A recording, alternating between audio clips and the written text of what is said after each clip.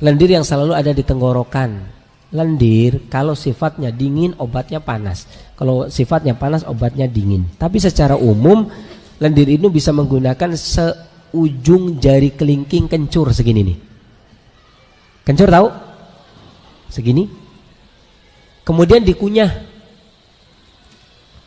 Dicuci, kunyah. Bangun tidur mau tidur, setelah kunyah minum air hangat.